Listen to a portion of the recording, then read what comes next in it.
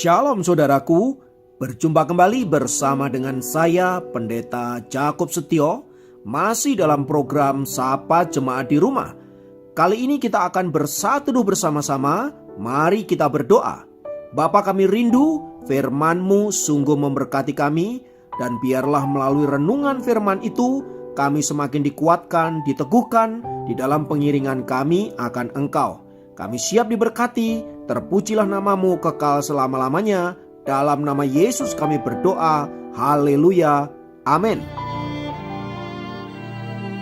Firman Tuhan, kali ini saya ambil dari Yohanes pasal 1 ayat 41 sampai 42. Saya ulangi, Yohanes 1 ayat 41 sampai 42 berkata, Andreas mula-mula bertemu dengan Simon saudaranya, dan ia berkata kepadanya, kami telah menemukan Mesias, artinya Kristus. Ia membawanya kepada Yesus. Yesus memandang dia dan berkata, engkau Simon anak Yohanes, engkau akan dinamakan Kefas, yang artinya Petrus. Saudaraku, kali ini kita akan berbicara tentang di balik layar. Tokoh di balik layar kita kali ini adalah Andreas.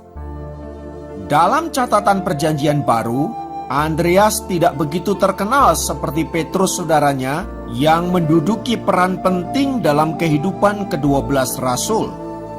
Andreas juga tidak termasuk dalam ketiga murid Yesus yang diajak naik ke sebuah gunung di mana mereka melihat transfigurasi atau perubahan wajah Yesus. Pun saat Yesus ada di Taman Getsemani ketika dia bergumul tentang perjalanan salibnya, Andreas juga tidak termasuk dari ketiga murid Yesus yang diajak bergumul bersama-sama dengan dia. Pendek kata, Andreas ini tidak terlalu menonjol di antara murid-murid Yesus. Dibandingkan Petrus saudaranya, Yohanes dan Yakobus, Andreas tampaknya bukanlah siapa-siapa. Namun tahukah saudara-saudara, Andreas merupakan sosok penting yang tidak boleh dilupakan.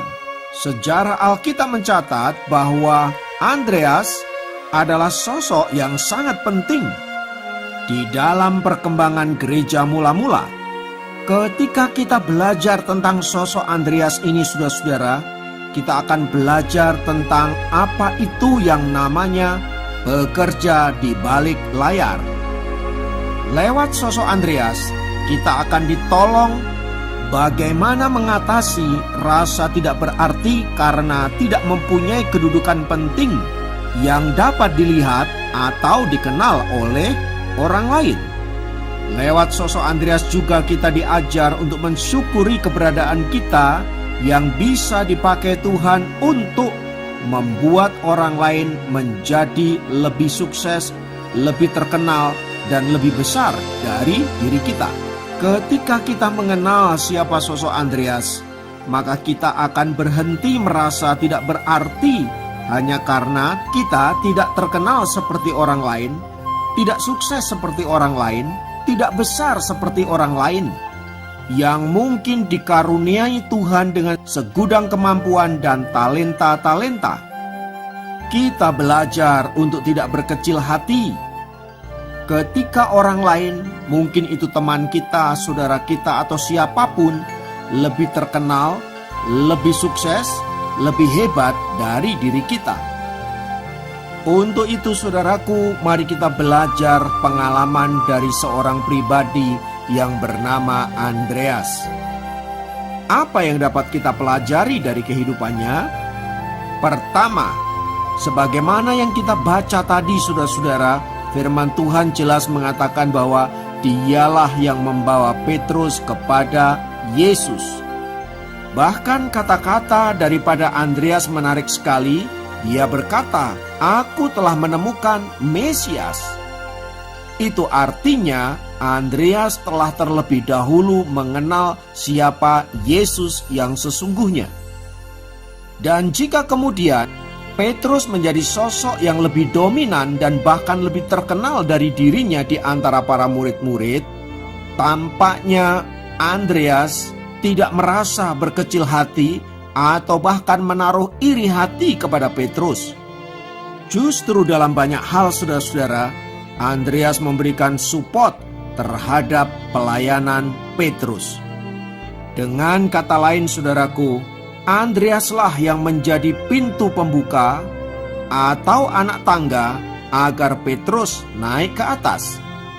Meskipun hal itu kelihatannya sederhana dan tidak dilihat oleh orang lain, saudara-saudara, tetapi peran Andreas dalam membawa Petrus untuk naik ke atas menjadi seorang rasul yang luar biasa tidak bisa dianggap enteng. Peran dia sangatlah besar dan sangat penting di dalam kehidupan Rasul Petrus dan bahkan rasul-rasul yang lain. Lewat Andreas ini kita belajar untuk menjadi pintu kesuksesan orang lain, bahkan anak tangga, agar seseorang naik lebih tinggi dari sebelumnya. Yang kedua, saudaraku, Alkitab mencatat di dalam Yohanes pasal yang ke-6 ayat yang ke-8 sampai 9 bagaimana peran daripada Andreas dalam pemberian makan 5.000 orang. Mungkin di dalam kisah itu peran Andreas sangat kecil sekali kelihatannya, tapi lihat apa yang terjadi di sana, saudaraku. Di saat semua murid panik dan bingung bagaimana harus memberi makan 5.000 orang itu, saudara-saudara, justru Andreaslah yang menemukan anak kecil itu dan membawanya kepada Yesus, yang kemudian menjadi berkat bagi 5.000 orang lebih yang makan sampai kenyang. Dalam hal ini, saudara-saudara, saya melihat peran daripada Andreas luar biasa. Dia pasti mencari-cari siapa di antara orang-orang yang berkerumun itu yang membawa makanan dan lain sebagainya. Artinya, Andreas adalah orang yang sensitif, orang yang peka untuk melakukan sesuatu. Di saat para murid-murid yang lain sedang berdiskusi, bingung melakukan ini itu, Andreas justru memberikan solusi yang luar biasa. Meski dalam peristiwa itu, nama Andreas tampaknya tidak terlalu menonjol, tetapi perannya sungguh sangat luar biasa. Yang ketiga, saudaraku, Yohanes 12 ayat yang ke-20 sampai 22 mencatat bagaimana dia memperkenalkan beberapa orang Yahudi kepada Yesus.